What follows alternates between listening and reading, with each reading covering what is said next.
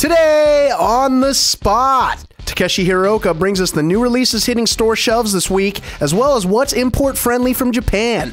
We got double the demos with Super Monkey Ball Step and Roll on the Wii, and part 2 of our Alien vs. Predator demo series with a look at the Marine campaign.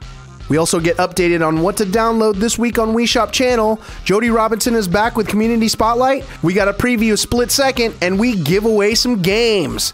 Today on the spot.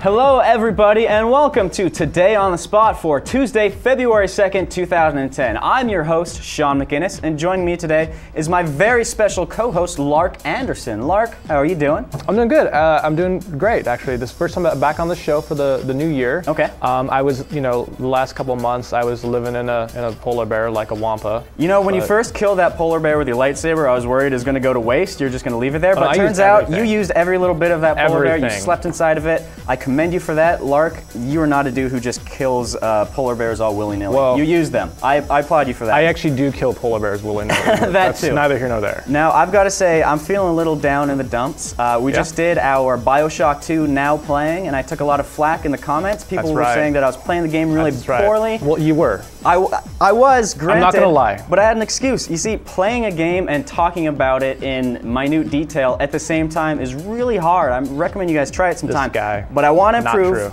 I want to improve. I want to get better. So what I'm going to do is I'm going to host today's entire show while playing a game in the background. So I hope you don't mind. Check this out. I've already got a high score going on right here. I'm doing pretty sweet. Dude. Yeah, really, what's the deal with this? This is an unplugged Xbox controller, and you are looking at a speedrun of Super Mario World on YouTube. Ooh, this is actually, no. I've got a Super Nintendo controller right here. Yep, here we go. You ready? You are still doing it wrong. And I beat Bowser. Game over. I hope you like that one. There's actually a lot to say. There's actually a lot to like about today's episode as well. We've got a lot of demos coming your way.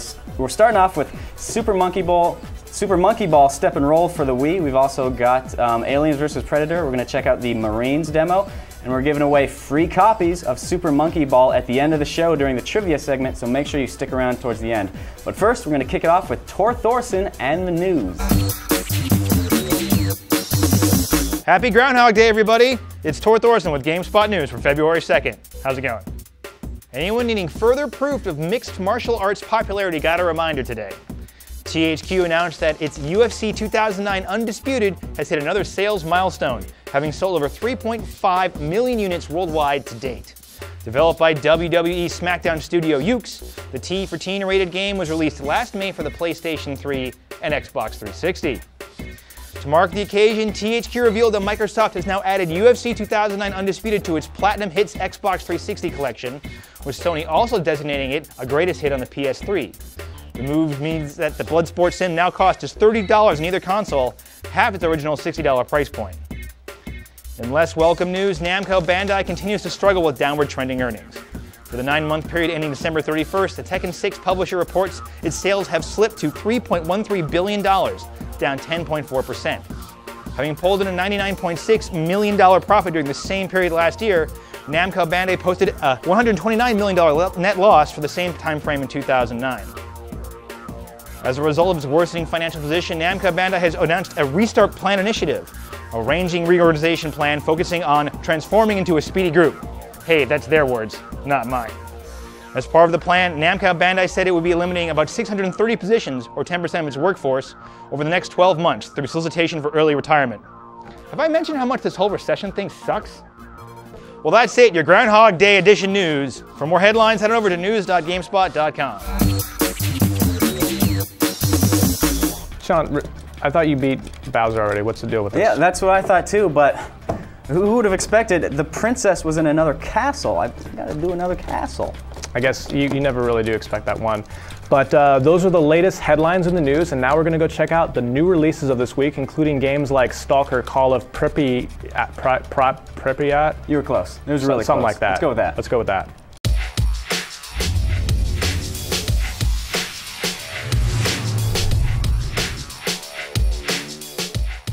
This week, Cryptic Studios is boldly going where no developer has gone before by launching an MMORPG set in the Star Trek universe, Star Trek Online. The San Francisco-based shop has been hard at work revamping the game, which entered open beta for pre-orders last month. The game is rated T for teen and retails for $50 a la carte or as part of an $80 special edition bundle. Subscription plans start at $15 per month in the US and Australia, although cheaper deals for long-term subscribers can be found on the game's official website.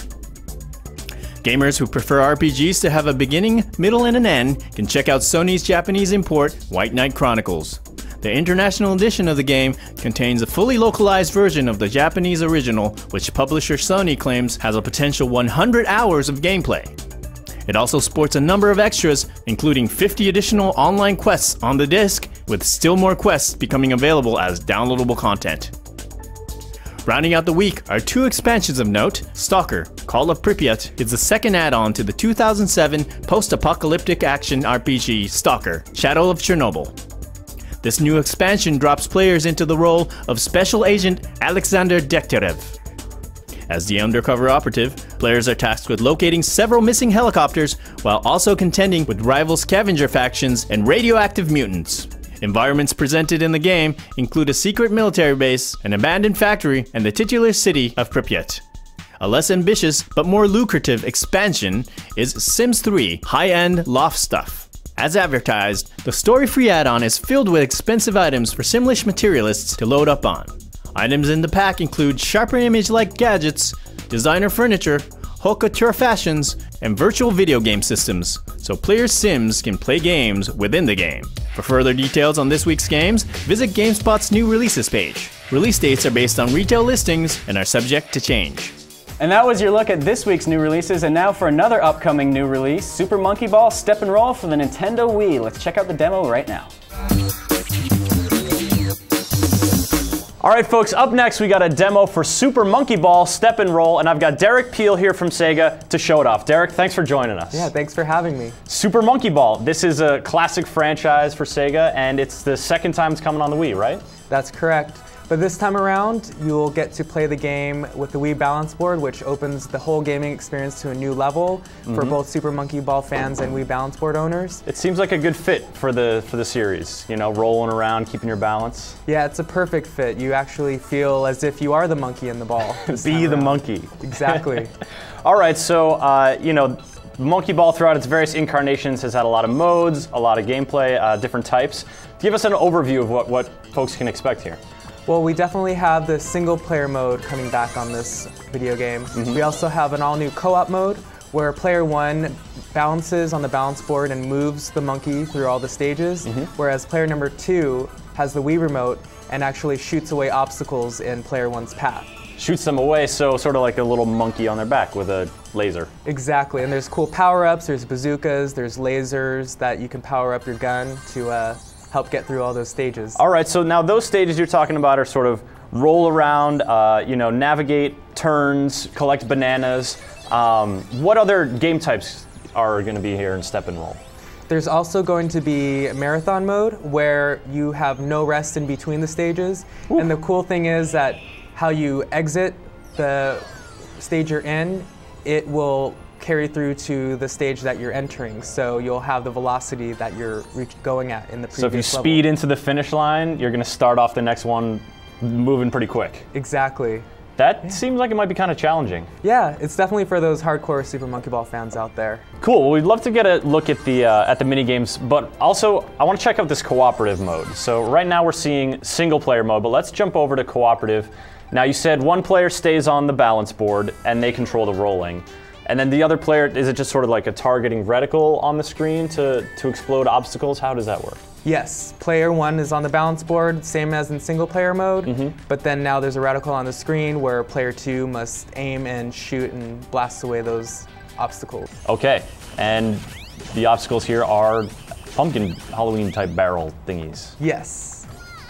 Yeah, so here player 1's balancing, trying to get through, but there's things blocking the way, so player 2 has to shoot away at the obstacles. When you run out of ammo, you shoot your Wii remote off, or you point it off screen, and then it reloads, and then you're back with some more ammo to help out your friend. Okay. Fun, Derek. Well, when can Wii owners look forward to picking this game up? The game will be in stores February 9th, so please check it out. Fantastic. Thanks for joining us, Derek. And folks, if you want to get your hands on some Monkey Ball, we are actually going to be giving some away, so stay tuned for the trivia. Now on with the show. All right, that was some Super Monkey Ball step and roll on the Wii. Sean, that was some stepping and some rolling. That was a lot of stepping, a lot of rolling. I know you were thinking about getting a Wii installed in your new polar bear house. How's that working out for you? I was looking into that actually, but I didn't have room, so I had to get a Penguin and install it into that. You had to install it into the Penguin? It's got a sweet 32-inch TV though. It was weird when Nintendo released that whole Penguin peripheral, but now it makes sense. It makes total sense now. It makes perfect sense now. Yes. And speaking of the Wii, right now we're going to check out This Week on the Nintendo Wii. Let's have a look. This week on Wii Shop Channel. On WiiWare, gamers can experience the finale of Guybrush Threepwood's latest bout with the feared pirate LeChuck as Tales of Monkey Island Chapter 5 Rise of the Pirate God leads to Nintendo's weekly downloadable platform update. Like the other installments in the episodic adventure series, Rise of the Pirate God costs 1,000 Wii points. For an idea of what to expect, check out GameSpot's review of the series on the PC. Nintendo's WiiWare library also sees the addition of GameShastra's Action Puzzler Tumblebugs 2 this week. The 800 Wii point bug battling game offers 89 levels in which the heroine Tumble attempts to rescue the Tumblebug colony from the nefarious Black Bugs regiment. Digital Leisure provides the final new WiiWare game this week in the form of 5-in-1 Solitaire. The 500 Wii point Solitaire card game compilation includes Klondike, Spider, Free Cell, Golf, and Gaps. 5-in-1 Solitaire will also be included in Nintendo's DSiWare store update this week for 200 points. That won't be the only handheld card game, however, as Electronic Arts has Downtown Texas Hold'em on tap for 500 DSi points. The poker title offers 2 game modes that accommodate up to 20 gamblers, as well as an online multiplayer for up to 5. Also on DSiWare is Azoria's tilt-friendly Move Your Brain Roll-Away Puzzle. The 500 DSi point game combines riddle solving and finger agility, as players are challenged to avoid traps while guiding a ball out of a labyrinthine maze. It isn't just puzzles and card games on the DSi this week. GameLost's fantasy action role-playing game Legends of Exedia debuts on Nintendo's Portable for 800 DSi points and sees players battling demons to save a princess in peril.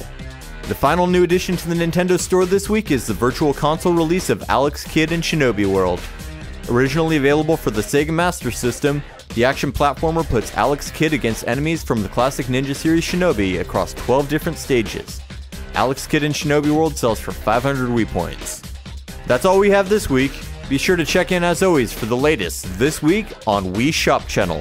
And that was your look at what's new on the Nintendo Wii, and right now we're going to have a look at Aliens vs. Predator. Lark, we're going to check out the Colonial Marines campaign. From The Marines? The Marines, yeah. So aliens are fighting predators, and the Marines are like the last dudes you want to be, right? I mean, not necessarily. They've got cool guns. They've got like a flamethrower, and they've got some really neat weaponry. Yeah, okay, but do they bleed acid or have sweet shoulder-mounted lasers? Yeah. There's one Marine in there. His name is Gary. He spends a lot of time with a military psychologist. Got some issues, but he's working on them. He's cool. He's definitely a guy you want by your side in battle, though. Okay. He will just punch a predator right in the mouth. All right. Well, let's just see if that's true in this demo of Aliens vs. Predator. Hey, and we are back. I am once again here with Tim Jones, and we are talking about Aliens vs. Predator. And this time out, we are looking at the humans in the game, well, Marines. So, Tim, clearly, humans kind of get the short end of the stick in an alien fight. So, tell us about their story and how it fits into the tale of the game. Well, as a Marine, the player character you play in the game, it's your first combat drop. And the Marines have been sent in to figure out what's happened to the colony on this planet that they've lost contact with. They're pretty sure there's an alien infestation there. So your squad's going in ready for a fight, but you get some trouble happens in orbit. The predators come in, they destroy your mothership, and you end up crash landing on the planet. And one way or another, you end up separated from the rest of your squad, which leads to you being alone in the dark, trying to stumble your way through this rather scary colony and fighting your way past aliens on your way to hook up with the rest of the squad. We've crashed, and where are we right now? Okay, we are on the colony on BG-386. This is a mining colony, and by the time you get there, as you can see, it's pretty desolate, and yeah, there aren't very many people still left alive. Talk to us about how the Marine's going to be playing and what his weapon loadout's going to be.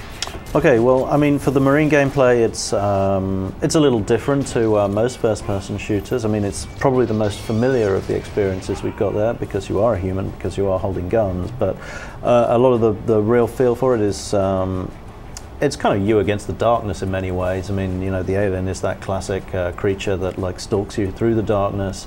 And as a player, as the Marine, you've got a number of weapons and gadgets at your disposal to help you in that battle. You've got your torch, which is naturally there to like cut through the darkness ahead of you. You've got flares that you can throw for a short space of time will give you a wider spread of light. You've got your motion tracker, which is ever present in the bottom left-hand corner of the screen, and that is like probably, you know, your key weapon really, in that it'll pick up your enemies with that characteristic bleeping noise, whether you can see them or not. And you've got to keep your eye and your ear on it all the time if you really want to stay alive. But in addition to that, you've got a whole bunch of like pretty high-powered weaponry. You've got your pistol, which is probably not the one thing you want to be using all the time, but that's what you start the game with. But you pretty soon find yourself with the iconic pulse rifle, which is, you know, one of the ultimate weapons out there. It's a really effective rapid-fire machine gun. It's got an underslung grenade launcher, and personally, it's my favorite weapon to use against aliens. Now, as a Marine, we talked about their arsenal. From a, I guess, powering up standpoint, really it's just collecting the weapons. There isn't like armor, there isn't any kind of leveling experience, right? It's just hardware. Essentially, yeah, that's the case. It's you and your wits and the hardware you pick up, but I mean, there is quite an armory. I mean, I mentioned the pulse rifle and the pistol, but you've got flamethrower, you've got the motion tracking smart gun, which is, you know, the ultimate weapon to use against a horde of aliens because, you know, it targets them at range automatically, and if you're up against a swarm, it's kind of exactly what you need. You've also got a pretty high-powered shotgun as well, and all of the weapons have a secondary fire mode, whether it means emptying both barrels of the shotgun at once or spraying fuel on the floor to light it later with a flamethrower. They've all got that extra level of strategy you can use. Now, speaking of strategy, how careful do you have to be when you kill things? Because predators, probably less of a problem if they blow up right on you, but aliens, hazard. Yeah, I mean, it's not only are these things rushing at you all the time to like kind of claw you to death, it's not good enough to shoot them like at the last minute because you're just going to end up showered in like acid blood. You've got to nail them at a distance, otherwise you're going to wind up dead. They are, and you've also got to like avoid stepping on the corpse afterwards because that's going to hurt you as well. These really are mean monsters. All right, Tim, thanks very much. Now, this has been our look at the human campaign in Aliens vs. Predator, one of 3 unique campaigns in the game. On the next On the Spot, we're going to be checking out the Predator campaign, which is going to round up our look at the game. So, until then, let's get back to the show. Speaking of chaos and shoulder-mounted laser cannons, let's see what's going on in GameSpot with the Community Spotlight, courtesy of Jody Robinson. Hey there, this is Jody Robinson, GameSpot's Community Manager. This week's Community Spotlight highlights the latest beta giveaway, user videos, and the Member Spotlight. If you can't wait to play Command & Conquer 4 before its release, check on the site for the next batch of beta keys. The open beta is available to all GameSpot registrants worldwide. Drop by the beta page for more details. If beta testing games is not your thing, how about homemade videos packed with creativity about annoying your fellow gamers and making Army of Two game a reality? Matt, that way. Matt, go that way. Matt, go that way. Ryan, I gotta kill. Did you see that, Ryan? Shoot 'em Up 26 created a video that has a skit of him sharing the 5 things that annoy him as a gamer. Daniel Leaks made a video called Army of Two. It's a 3-part skit that exposes sound effects, homemade toy weapons, and an outdoor military area which can make any of us shooter fans envious of his battlefield. This week's Member Spotlight goes to Styley19 for his blog about clonophobes. While the blog might sway to a rant in some areas, he has a creative way of describing his annoyances with people who are critical of newer games that are similar to older games. That's all for this week's Community Spotlight. This is Jody Robinson, signing off. Well, everybody, as you know, Brian Eckberg is sort of our racing game expert in the office, and he's really excited about this new game called Split Second. Lark, what do you know about that one? I know it's pretty bright and colorful. You race in some pretty cool looking places. Yeah, it looks really good. You're actually on the set of an action-packed Hollywood blockbuster movie, so you're racing through as like stunts and explosions are going off all around you. It looks really neat. It's sort of like my drive into work every day. Like your drive into work, which is weird because you drive about 2 blocks. Nonetheless, let's take a look at this preview for Split Second. What a race. Unbelievable destruction from start to finish. Let's roll back the video and see what we got. So what's Split Second all about? It's an arcade racing game, but it's got a different edge to it to most arcade racing games. It's got extremely dynamic environments that you race through. So the whole city is it's based in a reality TV show with a gigantic budget. And the whole city is rigged with explosives and rigged with set pieces that the player cars can trigger as they race through it. You've got a bar on screen on your HUD, and if you drift and draft and jump and generally drive like a bit of a star, take risks and stuff, then you'll fill that power bar up. And with the power bar, it's got 3 stages, and stage 1, once you've got that filled up, you can trigger the smaller power plays. And they're more minor tactical things that you can use to take out other players. And the stage 2 ones are bigger in scale. And then up to the stage 3 super power plays and route changes, which are devastating, they're gigantic. Immense special effects, and like I said, they're able to completely change the layout of the track. So the lap you may have travelled on before is just gone. The environments, they're big in Split Second, and today we were looking at the shipyard, which is kind of, okay, you imagine all the crazy things that could happen Hollywood would do in a shipyard. Well, I think they're all going on there in Split Second. They're fictional environments, so that we can sort of make the place work exactly how we want it to. But we take inspiration, a lot of inspiration from Hollywood films. So you kind of recognise there's a lot of American influence to the design of the stuff that you're racing through. We've got racing trucks, and we've got supercars, and we've got muscle cars.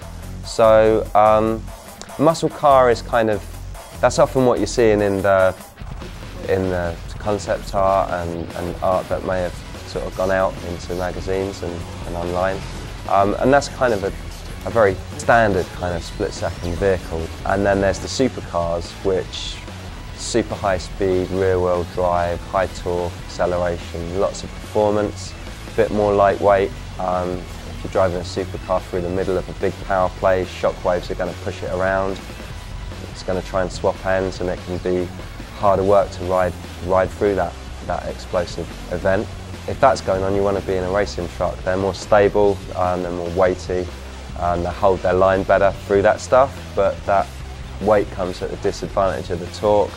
Off the line, they're not so quick. If you lose your speed, then it's not going to pick it up so big. So you choose what suits your driving style, really, and within that, there's lots of different cars to choose from that make that even more diverse. So the game's out on PlayStation 3, Xbox 360 and PC, and it's out in May 2020.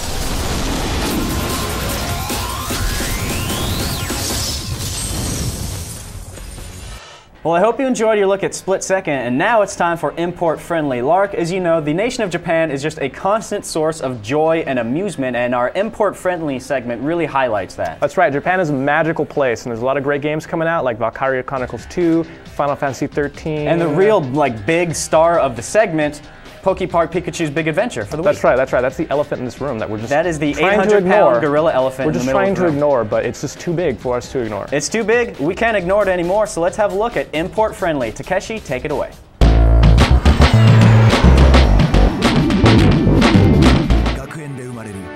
And now it's time for your import-friendly new releases update.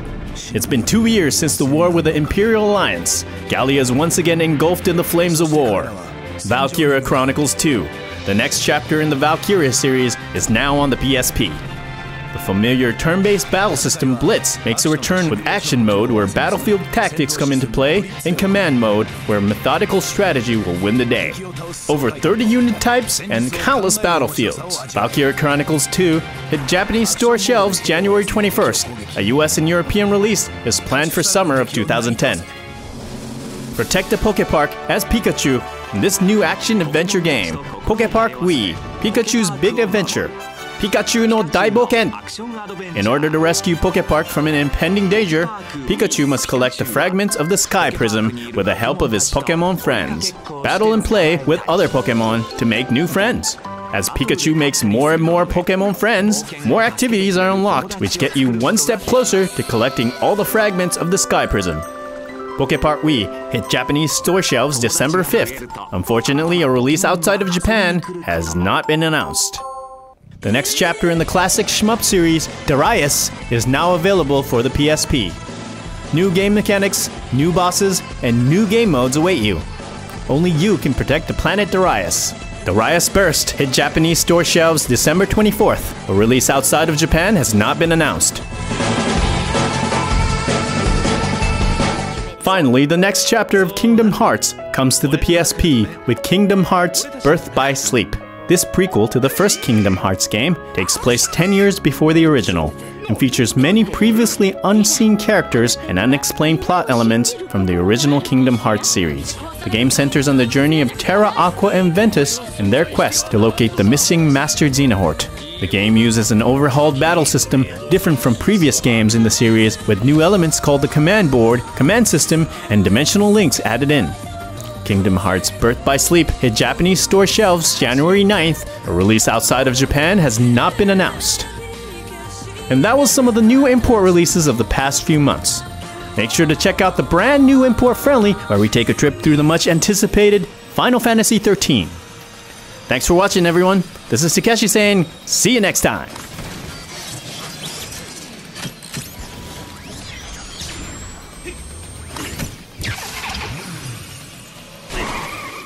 So that's what's going on with Japan in Import Friendly. Lark, it's time for everybody's favorite part of the show, the trivia giveaway. Trivia time. We are giving away free copies of Super Monkey Ball Step and Roll. We don't actually have any copies in the set right now, but I took some time and I drew what I believe is a monkey ball. That doesn't look like a monkey ball, dude. That looks more like a Dragon Ball. You're right, that's a Dragon Ball. I apologize. But that's all right, we're still giving away free copies of the game. Lark's got your trivia question. That's right. Our trivia question for today is, in Monkey Golf, which number hole is located on a floating island? If you know the answer to that, you can send it in to us at onthespot@gamespot.com or using the answer trivia button on your right. All right, everybody, send some answers our way for a chance to win Super Monkey Ball Step and Roll from Nintendo Wii. Lark, it's a big week on the site. We've got a lot of content going up. We just put up our BioShock 2 Now Playing, which I did awesome in. I don't know about that. Well, agree to disagree. We also have a new BioShock video preview hitting the site this week. And what else? I know I'm missing something. We also have a video review for Mag going up later on this week. Oh, Mag, that's right. I've been meaning to practice Mag. That's right. I've been meaning to join in with you. Yeah, I've got dibs on the bees plasmid. You mean the jar of angry bees? Yeah, I think it's in part of the beekeeper class. That's right, that's right. Well, as long as I get the plasma sword, we're all good. Cool, yeah, that sounds good. Thank you, everybody, for watching the show. I'm Sean McGinnis. I'm Mark Anderson. See you guys later. When do I unlock the Little Sister class? You don't. What, different game? Different game. Step and roll, mother. You better step on that ball. Yeah. Oh my God. Oh, Jesus Christ. No. Jen, you're a magician. This is too good. So that's this week's new releases, and now for another upcoming release, Super Nintendo's Super Monkey Ball Super Nintendo. Tune in Thursday for demos of Dante's Inferno, Metro 2033, and This Week on Xbox Live.